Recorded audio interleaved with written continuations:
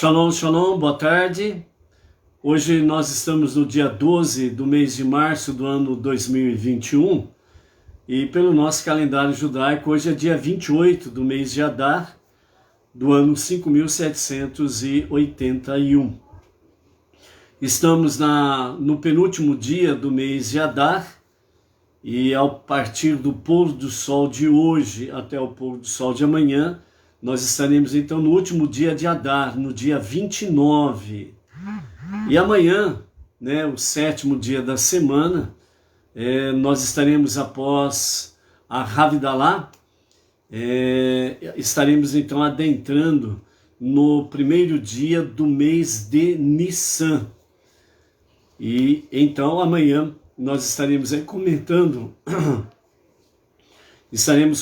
alguma coisa sobre o mês de Nissan, para que nós possamos aprender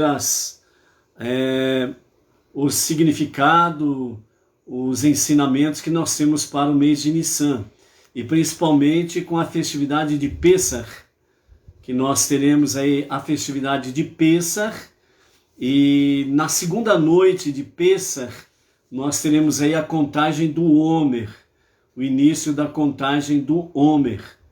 Então, estas coisas nós estaremos aí estudando nos próximos dias, para que nós possamos estar atentos e estarmos cumprindo essa mitzvah como Benei Noach, e assim nós possamos tanto desfrutarmos das bênçãos de Pessach, como também da contagem do Homer, que é uma preparação para a festividade de Shavuot, a festividade das semanas.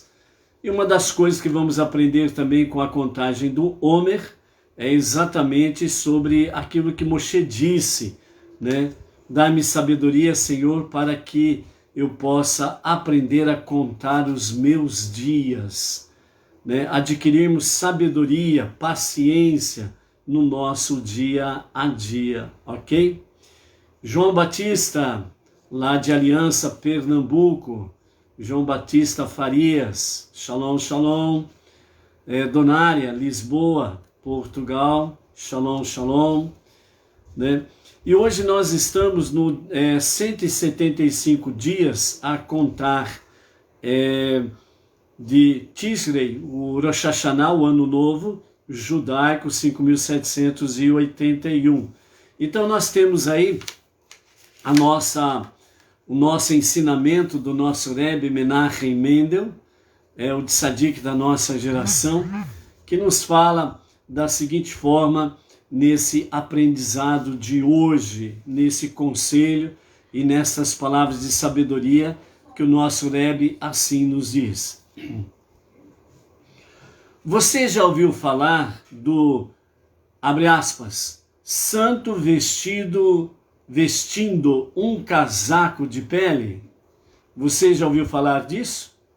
Santo vestindo um casaco de pele? Fecha aspas. Ele fica sentado em casa, perto de uma lareira cheia de lenha, mas não há fogo. A casa e todos dentro da casa tremem de frio. Todos tremem de frio, exceto ele. Ele veste um casaco de pele e está aquecido. Então lhe perguntamos: por que você só esquenta a si mesmo? Por que não acende o fogo em sua lareira e aquece os outros também? Então ele responde: não é apenas esta casa. O mundo inteiro é acometido por um vento frio e cortante. Você espera que eu esquente o mundo todo? Então lhe dizemos que ele não precisa aquecer o mundo todo, mas talvez pudesse pelo menos esquentar outro indivíduo, ou talvez dois, talvez pudesse esquentar um cantinho do mundo. Então ele replica, dizendo: a uma pessoa como eu, não ficaria bem aquecer só um canto. E assim, lá está ele sentado, em sua casa fria e escura, mas bem agasalhado em seu casaco de pele. Uau! Simone Cremonese Ferreira, Ribeirão Preto, interior de São Paulo, shalom, shalom. Você já ouviu isto? O santo vestindo um casaco de pele? E veja o discorrer desse diálogo, e bem como também a respeito deste fato. Então, este conto, ele diz que dentro de uma determinada casa, perto de uma lareira cheia de lenha, contudo, sem fogo, apenas lenha e dentro da lareira. E à beira da lareira está ali aquele homem vestindo um casaco de pele, ou seja, um santo vestindo um casaco de pele. Mas dentro da casa todos estão tremendo de frio. A casa permanece escura, sem calor. Todos passam frio, exceto ele, que está ali, na beira da lareira, onde a lenha está posta, mas ele não deixa, e nem ele coloca fogo na lenha, para que através da lareira toda a casa e aqueles que ali moram possam desfrutar do calor diante daquele intenso frio. Mas ele está ali no seu cantinho, bem agasalhado, não está preocupado com os outros dentro da casa. O que importa é que ele está ali, bem agasalhado. E então, nesse diálogo, é dito a ele, não seria bom ele colocar fogo na lenha e esquentar a casa e as pessoas que ali residem? Mas a resposta dele mostra realmente a ignorância de uma pessoa. Pois ele diz, não é só minha casa que está passando frio, o mundo todo está em frio. E aí então aquele que o indaga diz, e aliás ele ainda fala, né? Eu lá vou esquentar o mundo inteiro? E então aquele que o indaga diz, não precisa você esquentar o mundo inteiro. Basta você aquecer o seu mundo, aonde você está. Quem está próximo de você? Se preocupe em aquecer este teu mundo.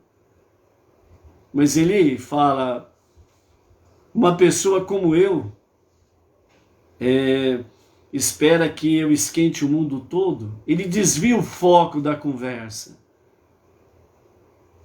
Ele simplesmente desvia a atenção daquele que está o indagando, porque sabe que ele está sendo questionado no seu ego, no seu egocentrismo. Então ele fala, como que eu vou aquecer o mundo inteiro? Uma pessoa como eu, você espera que venha esquentar o mundo todo?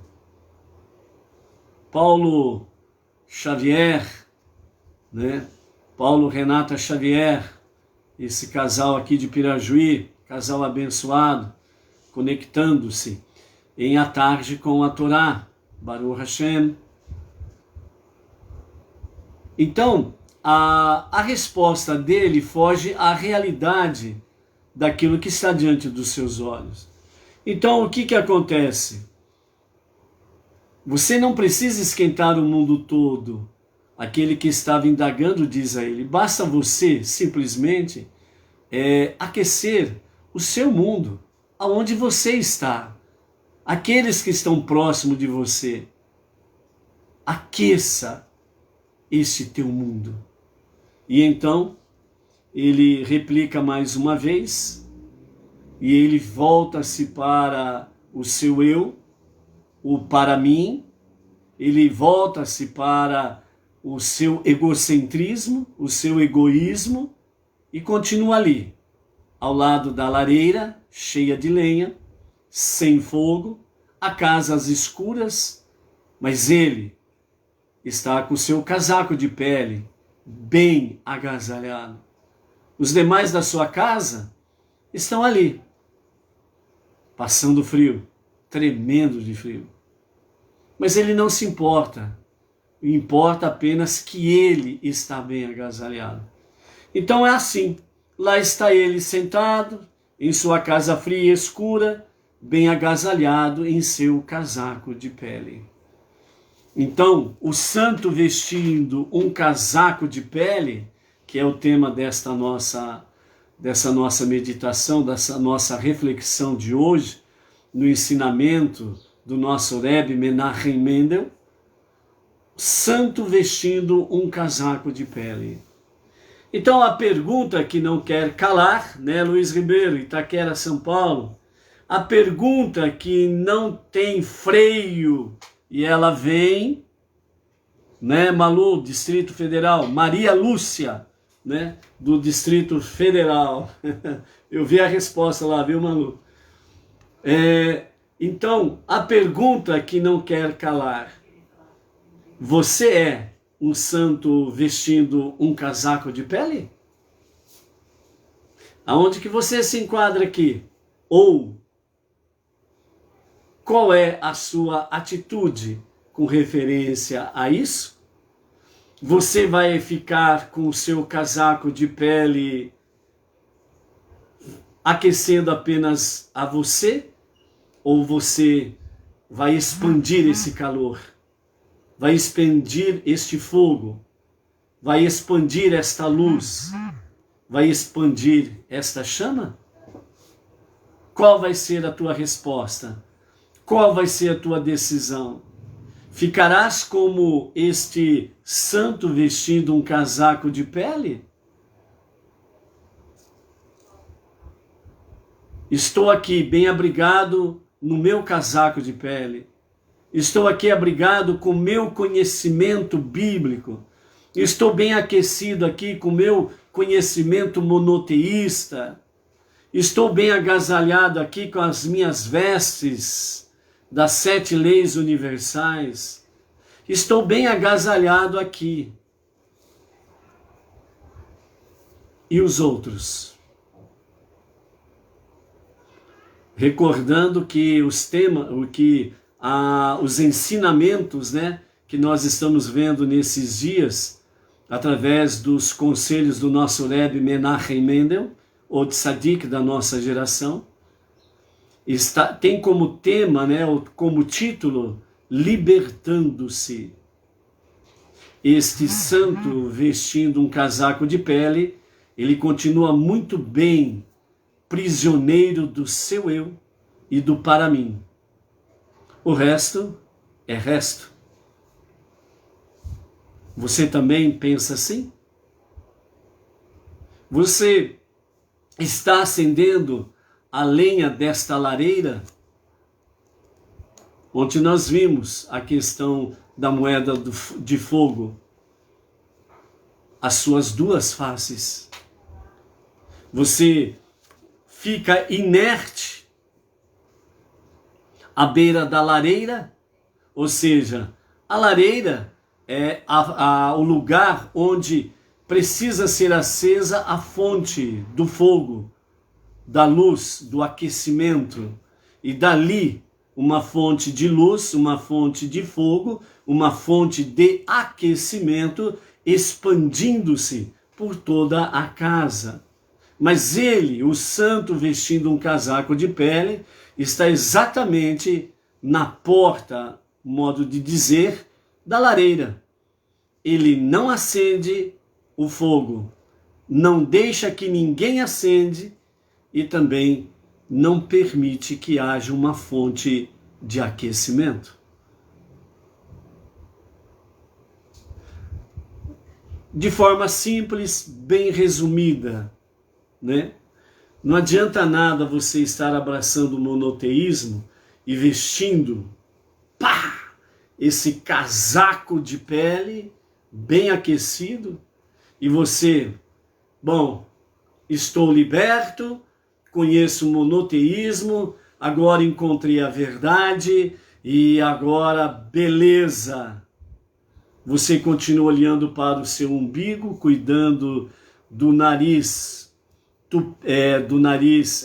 empinado, não esquece do seu tupete empinado, queixo erguido, eu sou mais eu. É para mim que as coisas precisam convergir e eu vou cuidar do que é meu. E o resto... Aí você entra naquele ditado lá, aquele famoso ditado popular, né?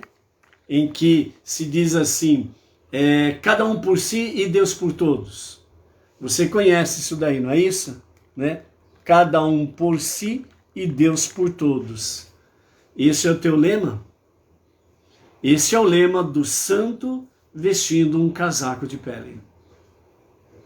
Cuida apenas de si mesmo, do seu eu, para mim, do seu ego e do seu egocentrismo. Então, portanto, amados, na realidade, não adianta nada nós estarmos na nossa jornada monoteísta, mas esquecermos que nós temos uma responsabilidade. A nossa responsabilidade chama-se amar o teu próximo como a ti mesmo.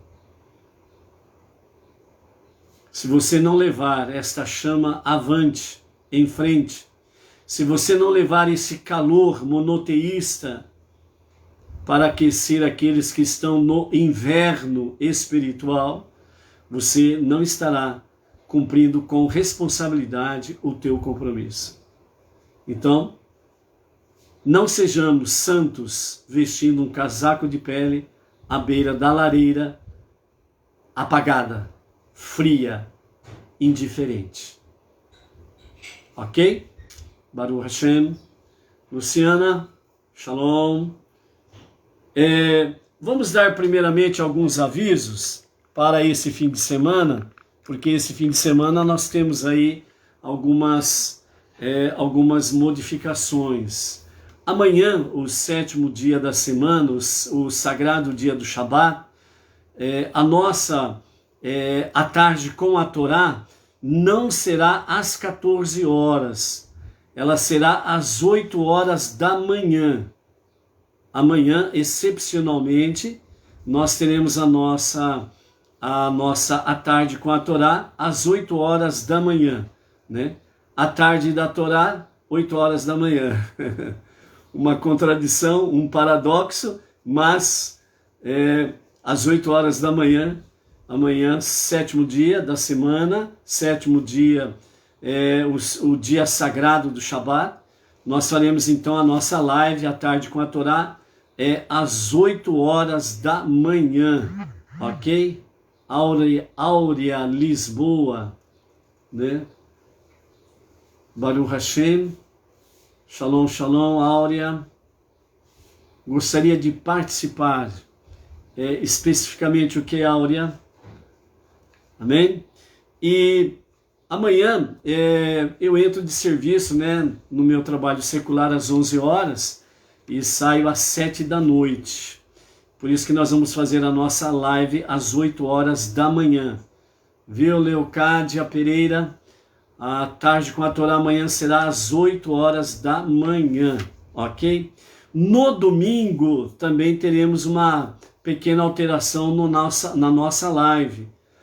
Então, no domingo, primeiro dia do Shabat, em vez de nós realizarmos a nossa tarde com a Torá às 14 horas, nós iremos fazer às 13 horas. Então, domingo, às 13 horas, a tarde com a Torá. No domingo, às 16 horas, nós teremos aí uma live com o nosso rabino, Yaakov Geranstadit, né? Quem quiser participar desta live, na descrição deste vídeo, nós temos aí o nosso Zap.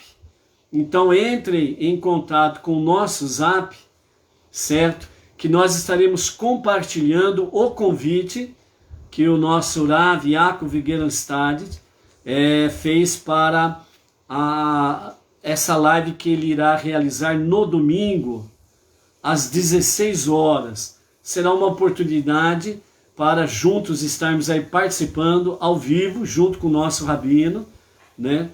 No domingo à tarde às 16 horas. Então, quem estiver interessado, em participar dessa live, né? Na descrição do nosso vídeo tem aí o nosso Zap. Entre em contato conosco, que aí nós estaremos compartilhando o convite. E aí no domingo, às 16 horas, você poderá estar junto conosco, né? O nosso time, à tarde com a Torá, juntos, estarmos aí na live com o nosso Rabino Yaakov Gerenstad, ok? Então, a nossa live à tarde com a Torá estará indo ao ar amanhã, às 8 horas da manhã. E no domingo estaremos indo às 13 horas, certo? Fazendo a nossa live à tarde com a Torá, ok? Então não esqueçam, amanhã, sábado, às 8 da manhã, a nossa tarde com a Torá. E domingo, às 13 horas, a tarde com a Torá, ok? Áurea Lisboa, Belém do Pará, Baruch Hashem. Então aqui no Facebook, todos os dias às 14 horas, nós estamos, né, fazendo a nossa live ao vivo. Então não é gravação, ok? A tarde com a Torá sempre é ao vivo. E amanhã, sábado, 8 da manhã e domingo às 13 horas, nós estaremos aí com a nossa live, ok? Vamos para a nossa sexta aliá então, né? Está no livro de Êxodo, capítulo 39, a partir do versículo 22 e vamos até o 43 com os comentários de Irache, e em seguida estaremos trazendo mais alguns comentários dos nossos sábios com referência a tudo aquilo que estamos aprendendo até aqui, com referência ao livro de Shemot, ok? Então vamos lá, capítulo 39, verso 22. A confecção do manto. Betzalel fez o manto que seria usado por baixo do efod, tecido inteiramente de lã azul celeste. A borda da abertura superior do manto foi dobrada para dentro, como a gola de uma cota de malha. Ao redor de sua abertura havia uma orla, para que não se rasgasse. Na orla inferior do manto fizeram esferas ocas em forma de romãs, de fios de lã azul celeste, púrpura e escarlate entrelaçados. Fizeram sinos de ouro puro e puseram sinos entre as romãs, em volta de toda a orla inferior do manto, entremeados com as romãs, sino e romã em volta de toda a orla inferior do manto, para o serviço do tabernáculo, como Deus ordenara a Moshe. Versos 27 a 29, temos aqui sobre confecção das túnicas, das coberturas para a cabeça e do cinto. Fizeram as túnicas tecidas de linho para Arão e seus filhos, e o turbante de linho para Arão, os chapéus de linho esplêndidos, mas menos elaborados para seus filhos, e as calças de linho para todos eles, tudo de linho torcido. E fizeram o cinto para a túnica de Arão, bem como os outros cintos para as túnicas de seus filhos, bordado de linho torcido e lã azul celeste, púrpura e escarlate, como Deus ordenara a Moshe. Versos 30 a 31, a confecção do diadema, né? A placa que vai na testa do Kohen Gadol. Fizeram o diadema, coroa sagrada de ouro puro, e gravaram sobre ele com a escrita, como de anel de sinete, as palavras Santo para Deus, né? Que no hebraico é Kadosh Le Hashem, né? Então, santo para Deus. Colocaram sobre ele um cordão de lã azul celeste para passar por cima do topo do turbante, como Deus ordenara a Moshe. A partir do versículo 32, temos aí então a apresentação da obra a Moisés, ou seja, todos os artesãos, eles terminaram a obra, e ao terminarem a obra, então eles tentaram erguer o Mexicã, mas eles não conseguiram erguer o Mexicã. E então eles levaram toda a obra, ou seja, eles levaram todos os utensílios, levaram todos os engastes, e levaram tudo para Moshe. Segundo os comentários de Rashi e também dos demais sábios, então toda a obra do tabernáculo, da tenda da reunião e de seus acessórios foi concluída pelos artesãos. Os demais israelitas levaram tudo que haviam doado, exatamente como Deus ordenara a Moshe. Então levaram do tabernáculo a Moshe a tenda de mantas de pelo de cabra e todos os outros acessórios do tabernáculo, seus colchetes, pranchas, traves, colunas e bases, o telhado de couros de carneiro tingidos de vermelho, o telhado de couro de tarrash e a cortina divisória, a arca do testemunho, suas varas e o tampo, a mesa, todos os seus utensílios e o pão da presença, o candelabro de ouro puro com as lâmpadas em ordem, todos os seus utensílios e o óleo para a iluminação, o altar de ouro, o óleo de unção, a oferenda de incenso e o cortinado para a entrada da tenda, o altar de cobre, sua grade de cobre, suas varas e todos os seus utensílios, o lavatório e a sua base, as redes do pátio, suas colunas e suas bases,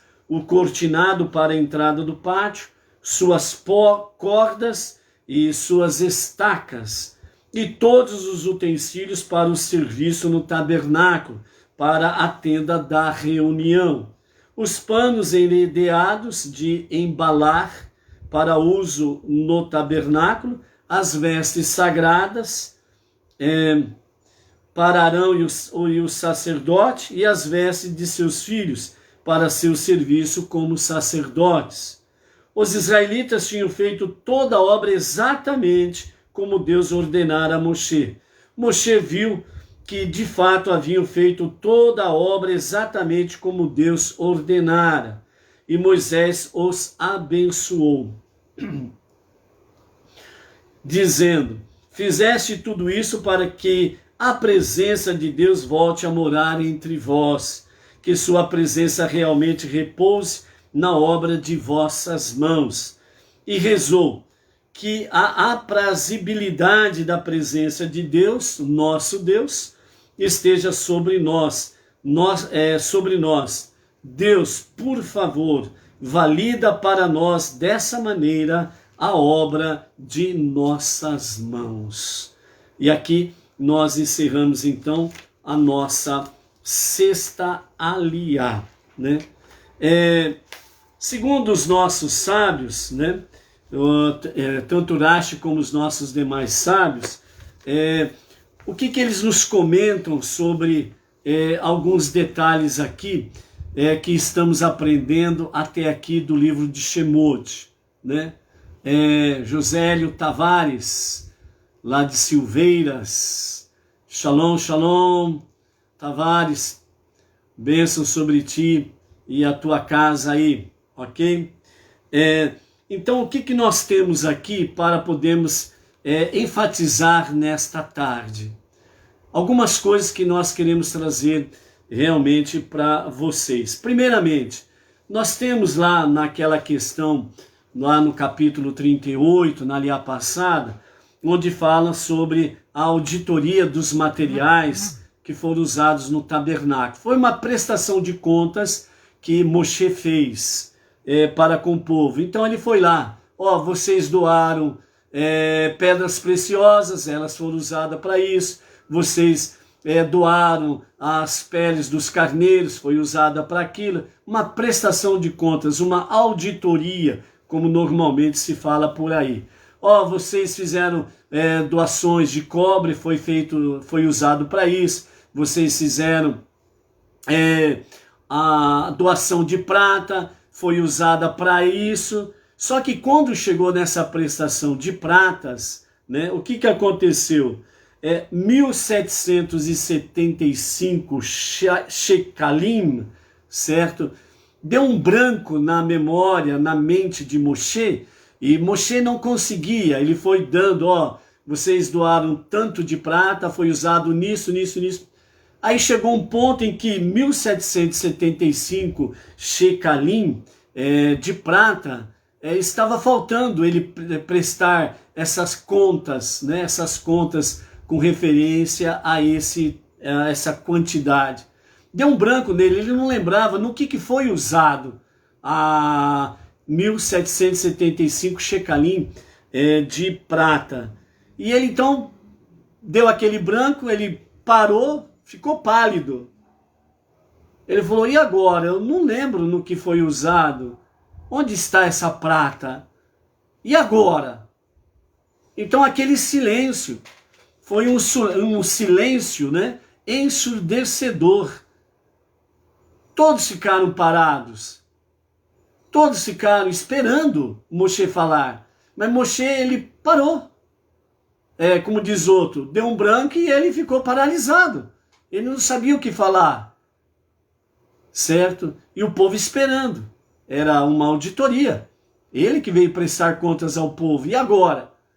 Onde estão esses 1775 shekalim? E não vinha a lembrança de Moshe exatamente no que tinha sido aplicado. Mas é interessante também observarmos que os próprios artesãos também ficaram em branco. Eles também tiveram branco. Aonde que foi? E agora?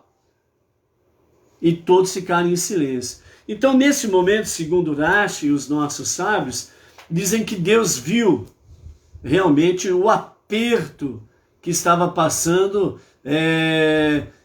por todo o ser de Moshe, a sua mente, na sua alma, aquela angústia. E agora?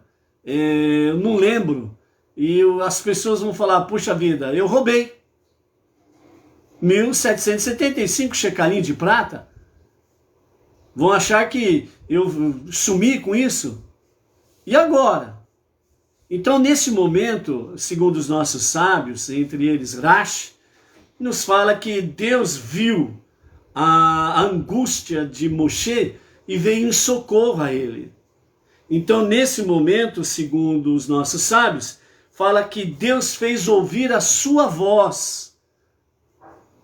E a voz de Deus se fez ouvir e todos ouviram que Deus estava dizendo, 1775 shekalim foram usados nos capitéis, nas braçadeiras para os pilares, foram feitas 1775 shekalim.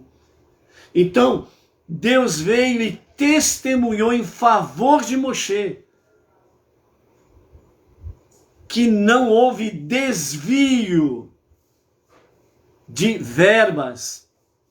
Moshe não era como muitos ou muitas lideranças políticas que nós temos no nosso país e no mundo, que gostam de desviar verbas, que amam desviar verbas, são apaixonados por corrupção.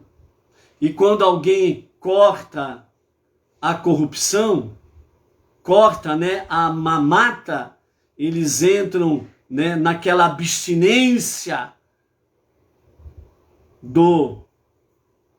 da verba e ficam verdadeiramente como loucos varridos por causa da abstinência da corrupção, abstinência do desvio do bem público. Moshe estava mostrando e dando um exemplo que todos os governantes precisam fazer. Moshe estava dando um exemplo que todos aqueles que venham a gerir, venham manusear a verba pública, precisam prestar contas com transparência e com honestidade. Por isso que o nosso país está mergulhado nessa porcaria que nós estamos aí. Fecha aqui, fecha ali, para que as pessoas continuem sendo assombradas. Ó, nós estamos fazendo para o teu bem. Se você sair para a rua, o bichinho vai te pegar. Ó, ele vai te matar. Então eles vêm através do quê? Do pavor, do medo, das ameaças de morte, de prisão e morte, né? Para que as pessoas não deem tempo em pensar. Mas peraí, e os bilhões que foram mandados para cada estado? Onde está? Cadê os 1.775 shecalim de prata? Aonde que vocês enfiaram seus líderes políticos corruptos? Moshe, ele tinha uma grande preocupação. Ele não queria ser achado como um corrupto. Ele não queria ser achado como um sem vergonha, um safado, diferente de muitos governantes dos dias de hoje, que não tem um pingo de vergonha na cara. Cara de pau, nem cara de pau eles têm uma cara de mármore, dura e fria. Não estão nem aí se você vai morrer ou vai ficar aí desempregado, se você vai morrer de doença ou de fome ou de qualquer outra coisa. Eles querem mamar, eles querem 1.775 shecalim. Eles estão em abstinência, abstinência de corrupção, abstinência de verbas. Por isso, lamentamos todas as mortes, inclusive a do meu irmão, que morreu desse bichinho aí. Lamentamos todas as mortes, mas nem todos morreram disso. Percebeu que não tem mais dengue, chikungunya, ninguém mais está morrendo de câncer, de AIDS, de tuberculose. Perceberam? Agora tudo é o dito cujo do bichinho. Por quê? Porque cada morte que vem em nome do bichinho, o governo federal é obrigado a pagar uma verba X para aquele governo, para aquele município, e eles querem continuar mamando. Então a pandemia que virou um pandemônio é para fazer com que eles continuem mamando. E dessa forma eles vêm suprindo a sua abstinência de corrupção. Entendeu? Onde estão os 1.775 shecalim, traduzido em real? Aonde foi parar os bilhões que o governo federal mandou para os estados e municípios? Moshe está dando exemplo claro, transparente de honestidade. Ele está dando um exemplo que ele não tem problema com corrupção e muito menos com abstinência de corrupção, porque ele não é corrupto, ele não é safado, ele não é sem vergonha. Ele se preocupa de fato com a verba pública e com a vida do próximo. E muitos governantes que nós temos aí nos dias atuais, eles não estão nem aí.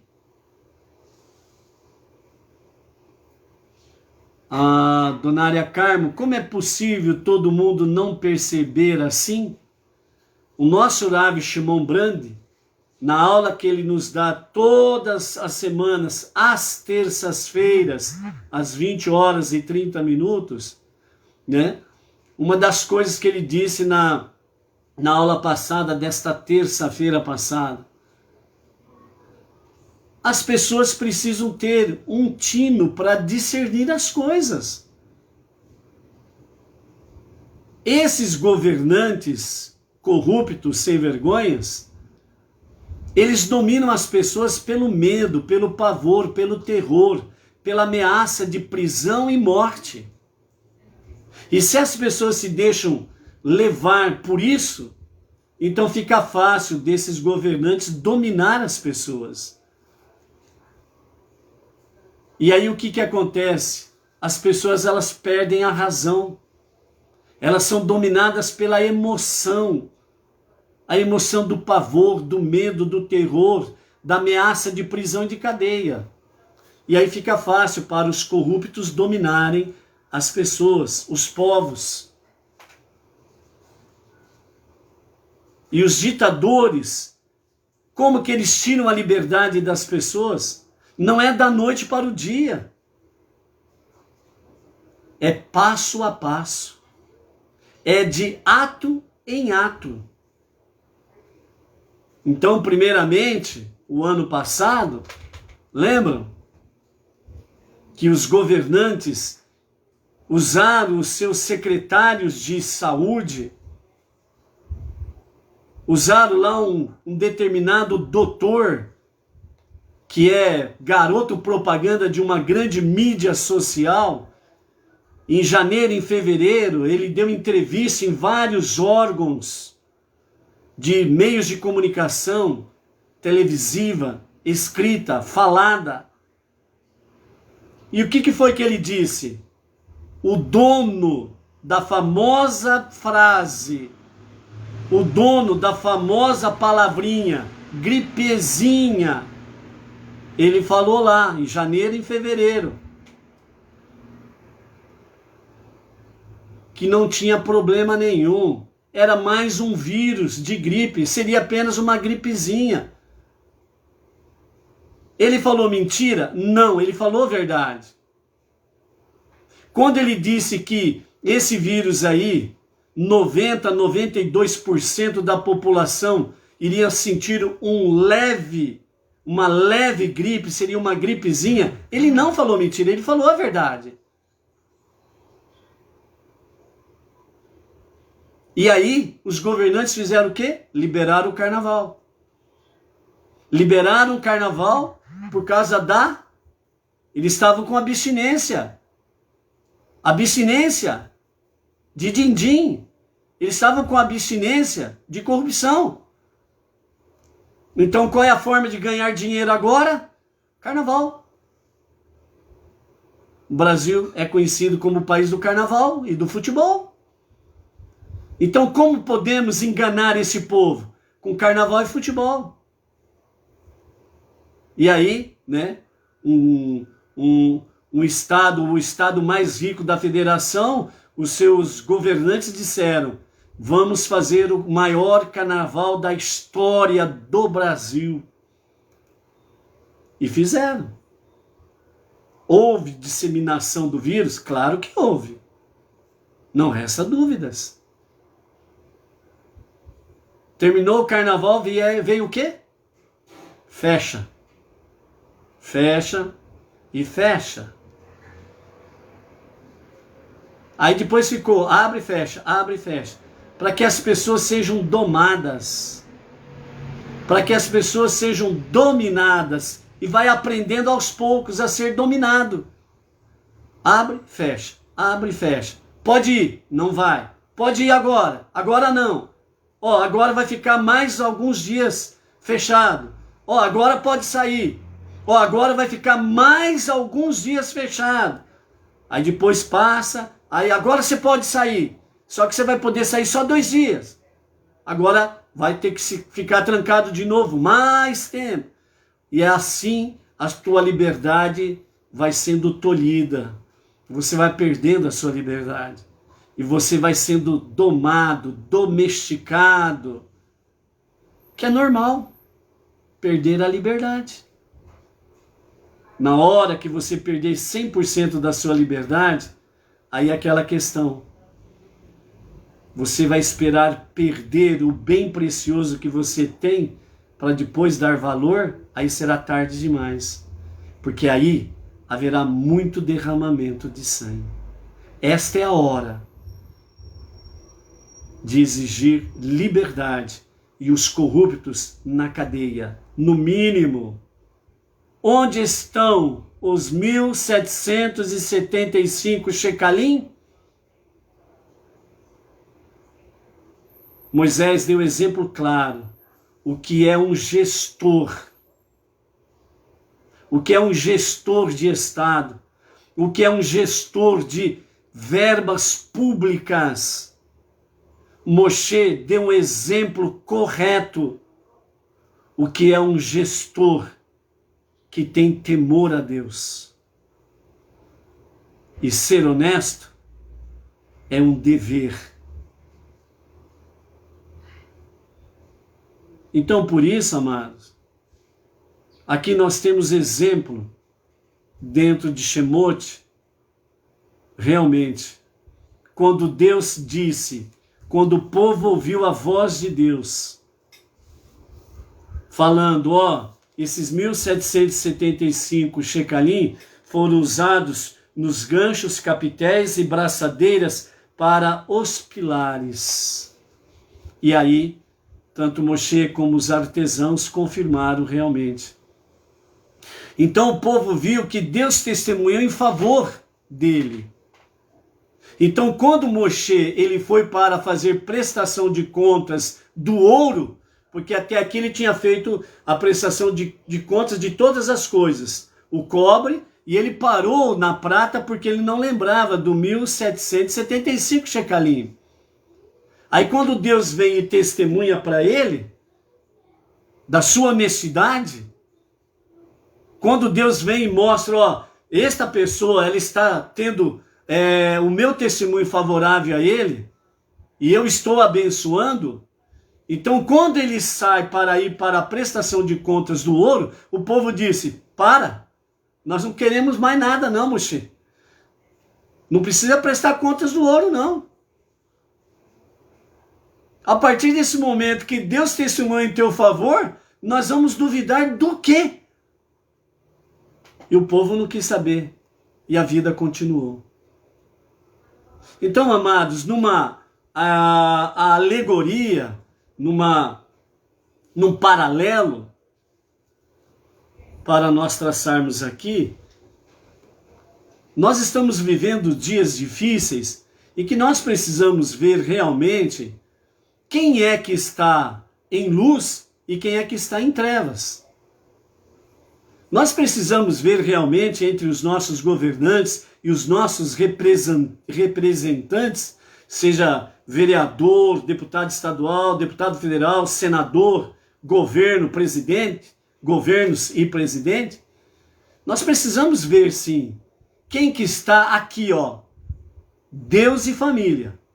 É aqui que você vai diferenciar quem está debaixo da tutela da perversidade e quem não está.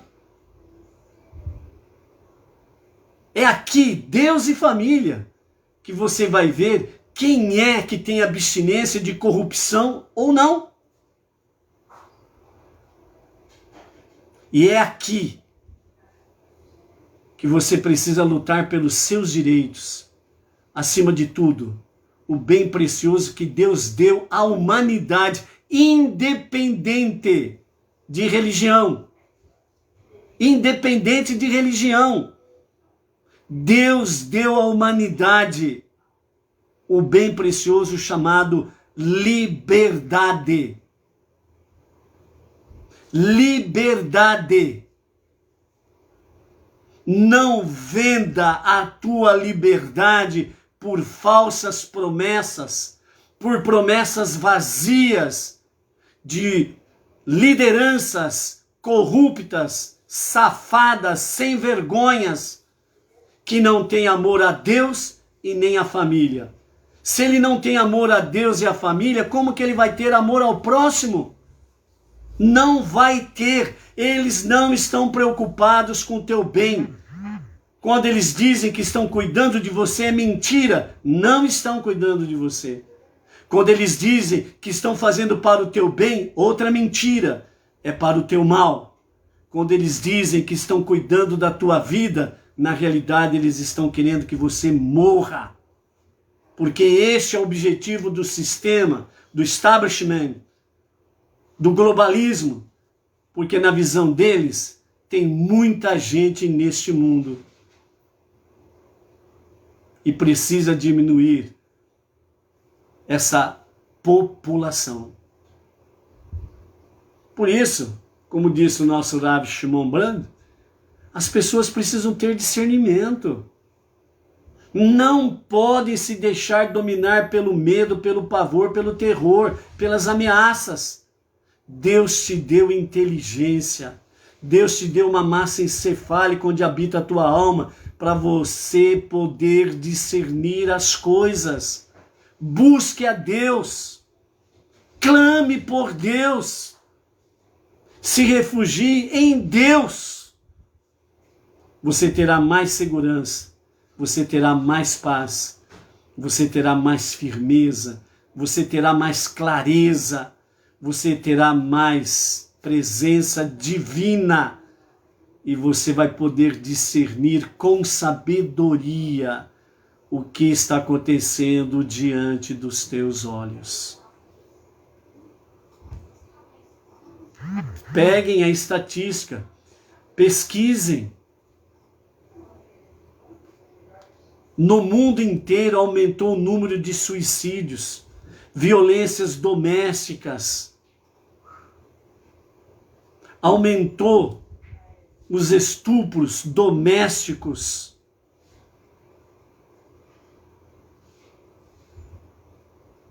A violência está crescendo. Se você não lutar pela sua liberdade agora, você vai perder a sua liberdade e você vai perder o direito de ter o seu pão de cada dia na sua mesa, na sua casa. Olha o que aconteceu com aquele país aqui vizinho nosso. Nem tem mais nem cachorro e nem gato lá para comer. Olha o que está acontecendo com outro país aqui mais ao sul. As pessoas que têm um certo privilégio, classe média alta, já estão saindo do país ali. O governo já cortou a possibilidade das pessoas tirarem dinheiro dos bancos que estão guardados. As pessoas já estão começando a passar fome ali no país ao sul. E eles todos estão agindo em conjunto, globalismo, establishment, sistema, eles estão agindo juntos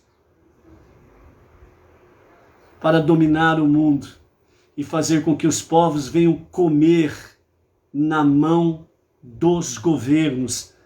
Vão tirar a tua dignidade de você trabalhar, ganhar o seu salário digno do seu suor e de você poder levar com dignidade o seu pão de cada dia para a sua mesa, para a sua família, para a sua casa.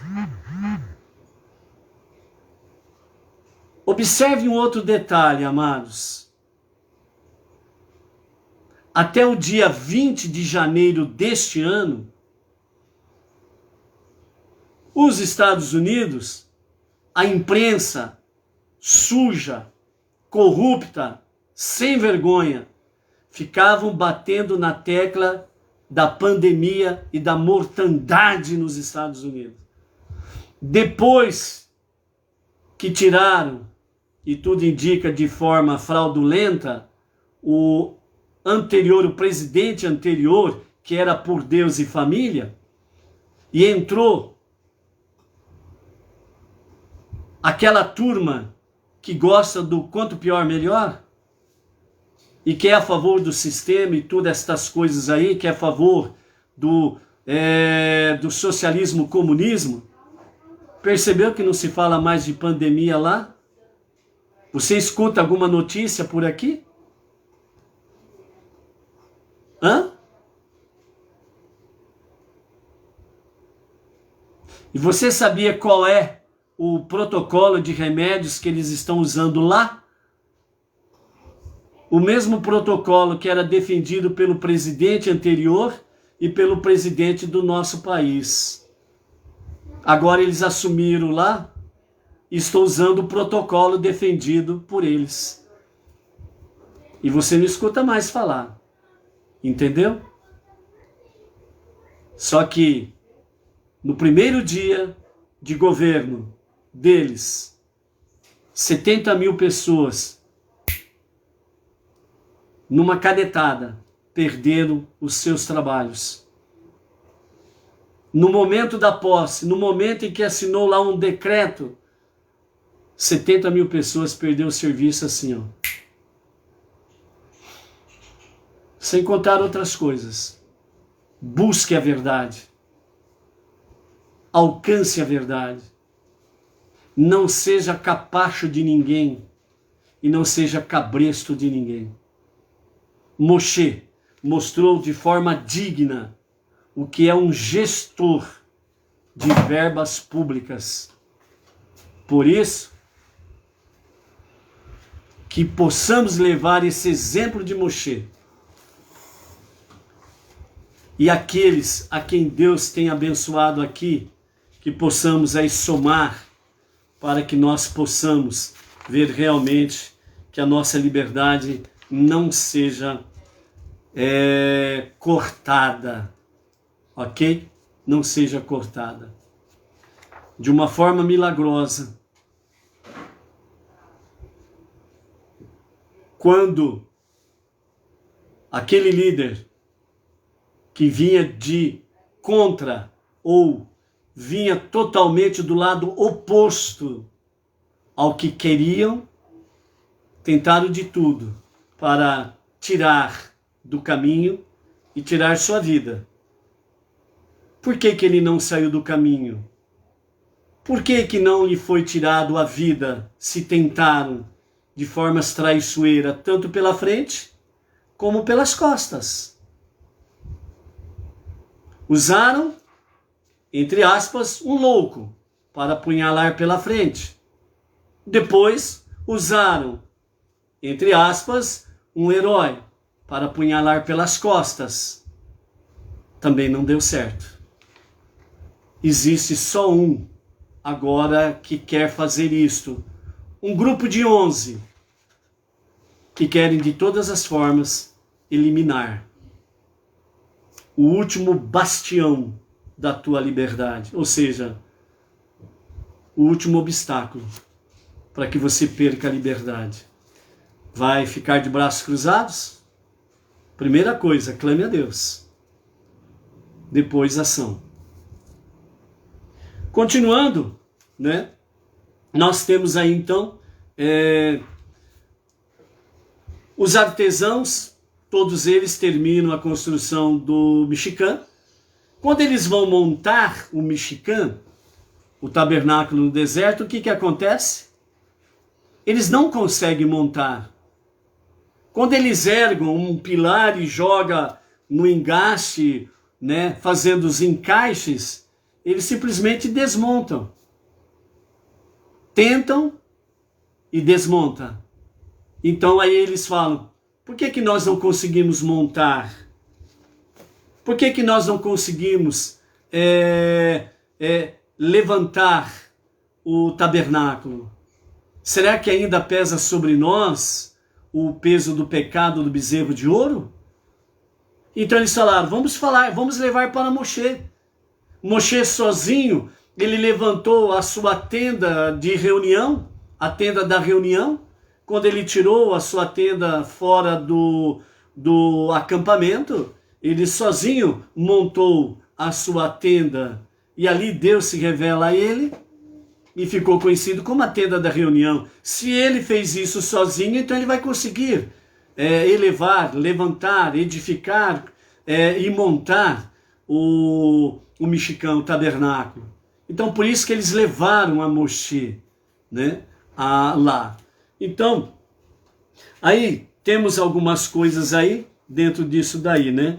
Então, segundo os nossos sábios, falam que por duas razões Moshe poderia erguer o tabernáculo. Primeiro, Moshe tinha erguido sua própria tenda da reunião, fora do acampamento, e que poderia ser descrito como uma miniatura do tabernáculo, já que a presença divina se revelava ali a Moshe.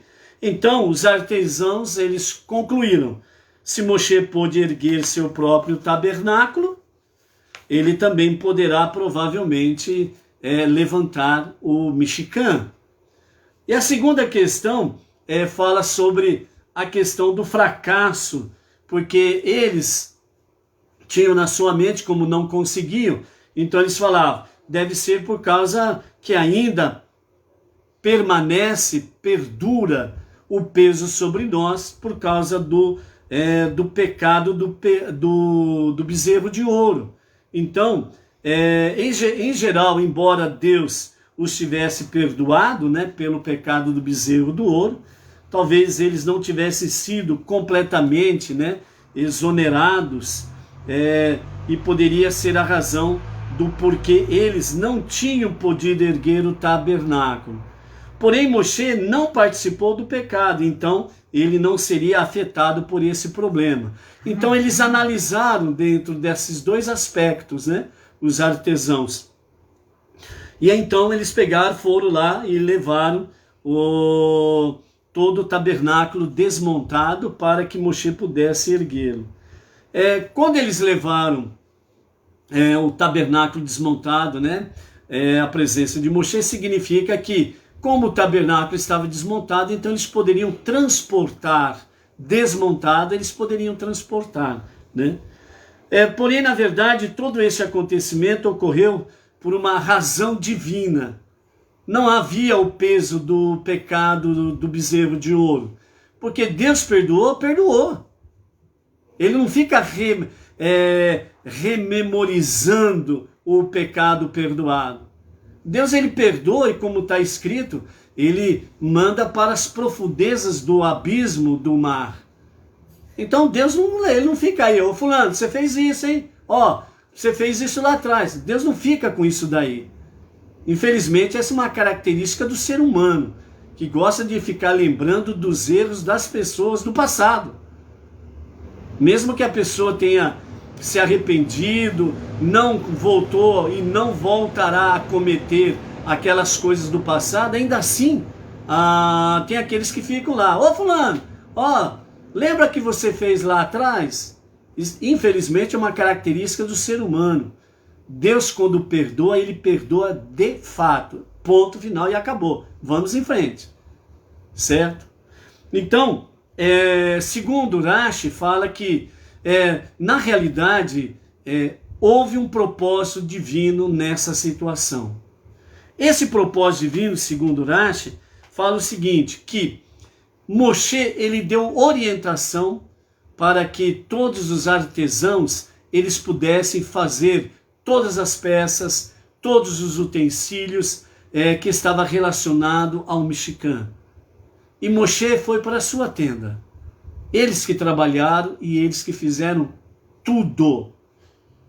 Então, Deus, como ele sabia muito bem que Moshe, e Moshe também sabia que ele não iria, né, adentrar na terra prometida, então Deus ele quis que Moshe ele participasse da construção do Mishkan.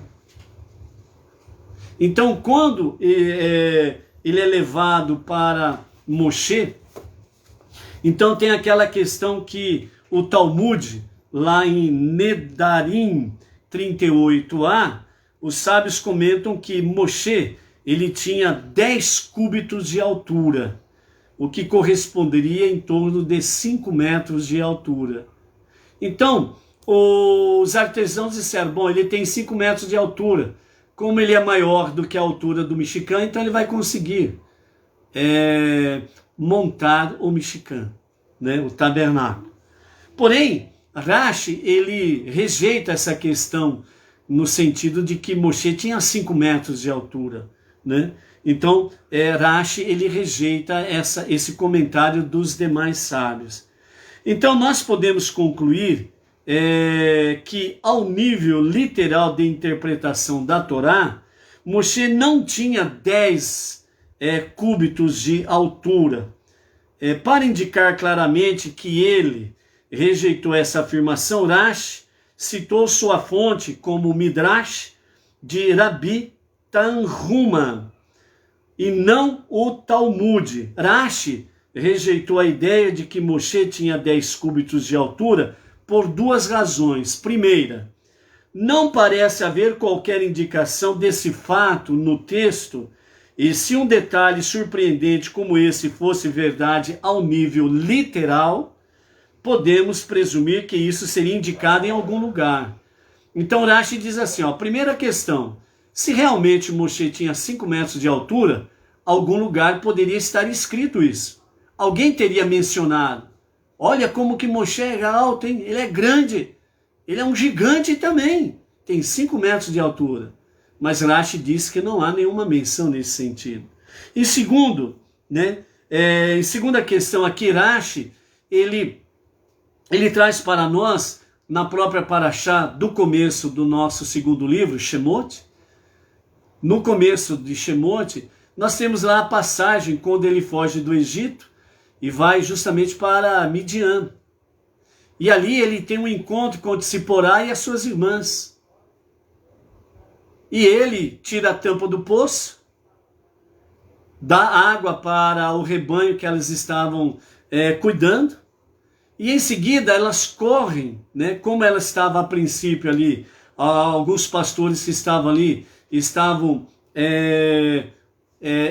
fazendo com que elas não tivessem direito à água, não se chegassem ao poço, então eles estavam fazendo com que elas não pudessem dar água para os seus rebanhos, e pela truculência eles a impediam, que elas pudessem chegar ao poço. Então onde que Moshe se revelou, colocou os pastores para correr, e ele mesmo serviu os rebanhos de Tzipora e suas irmãs. E em seguida elas saem correndo e conversam com seu pai e dizem para eles, para o seu pai, então eles falam, um homem egípcio nos salvou dos demais pastores. Então, elas não disseram para o seu pai um homem gigante. Elas disseram um homem egípcio. Um homem egípcio com uma estatura normal. Então, Rashi, ele realmente usa esses dois argumentos para rejeitar que Moshe tinha 5 metros de altura, Assim, então, Rashi optou pela explicação do Midrash, que Moshe ergueu o tabernáculo, de forma milagrosa, Então, Moshe, na realidade, segundo o próprio Rashi e outros sábios, fala que Moshe, quando ele foi levantar o Mishkan, então era algo como se fosse pena nas mãos dele. Então ele pegava as coisas e pá, tchá, ia pondo aqui e ali, ia montando. Então de forma milagrosa, certo? Moshe, sem esforço sobre-humano, vamos assim dizer, segundo os sábios falam, conforme ele ia pegando, as peças iam se colocando nos seus devidos lugares. Aonde que você vê isso que Moshe fez lá nos dias atuais? O que Moshe fez se faz nos dias atuais, sem esforço nenhum. Fazem os projetos sem esforço nenhum. Depois é executado. A computação gráfica, a tecnologia da informática, onde hoje temos aí, computadores que a pessoa ela toca na sua tela e toca, puxa para cá, puxa para lá, traz aqui, para cima, para baixo, para os lados, diagonal, e acaba montando todo aquilo que ele está se dedicando a fazer, seja qual for o projeto que ele está fazendo. Então, aí a hora que ele termina, tá lá o edifício todinho pronto na sua tela, e aí ele fala para os demais, é assim que vai se construir, e é assim que vai ficar o nosso edifício, o nosso prédio, a nossa construção. E depois é executado. As máquinas vêm, pega, tchum, tchum. Moshe fez isso com a tecnologia dos dias de hoje. E ele fez isso com os super maquinários que existem hoje para os pré-moldados fazerem os seus edifícios. Moshe fez isso lá, neste tempo. Entendeu? Por isso que está escrito lá em Eclesiastes: nada há novo debaixo do sol. Consegue entender isso? Ok? Então, nós temos essa questão realmente sobre o Mishkan. Então, o povo de Israel levou então a Moshe as partes do Mishkan que havia feito, e quando Moshe as conferiu, viu que de fato eles tinham feito todas as coisas de forma adequada, né? E assim, então, Moshe, ele ficou feliz, principalmente que Deus foi sua testemunha dos 1.775 shekel de prata. E aí então Moshe, ele ficou muito grato a Deus, e ele então entoou um louvor a Deus. E esse louvor é composto de 15 louvores a Deus. E esse louvor, segundo os nossos sábios, diz assim: tu serás louvado com... Agora começa os 15 louvores. Cântico e louvores, júbilo e música, força e domínio, vitória, grandeza e poder, elogios e glória, santidade e majestade, bênçãos e agradecimentos. Aqui tem 15 louvores em que Moshe elevou ao Todo-Poderoso. E assim, os nossos sábios, né, e os nossos rabinos colocaram este louvor no Sidur, aquele Sidur de capa azul, que é o Sidur tradicional para os judeus. E lá naquele Sidur azul, lá na página 56, tem lá Ishtabar, que os judeus o fazem diariamente nas suas preces da manhã, certo? Então, eles entoam esses 15 louvores de enaltecendo o Todo-Poderoso, engrandecendo o Todo-Poderoso. Ishtabar, né? Tu serás louvado, né? Então, nós temos aí essa preciosidade que faz parte aí do Sidur, do nosso irmão primogênito, né? Quando Moshe, então, ele ordenou que aguardassem, né, o Rosh Chodesh de Nissan para armar o Mishkan, pois Nissan é um mês de júbilo. Em Nissan, Abraham ficou sabendo que de Sarraque nasceria. Em Nissan, os judeus foram redimidos do Egito, e em Nissan seremos redimidos no futuro. Então, vamos dizer assim, a inauguração do Mishkan, né, Moshe pediu para que se reservassem o Rosh Chodesh do mês de Nissan, para que no cabeça de mês de Nissan, então o Mishkan ele fosse devidamente levantado.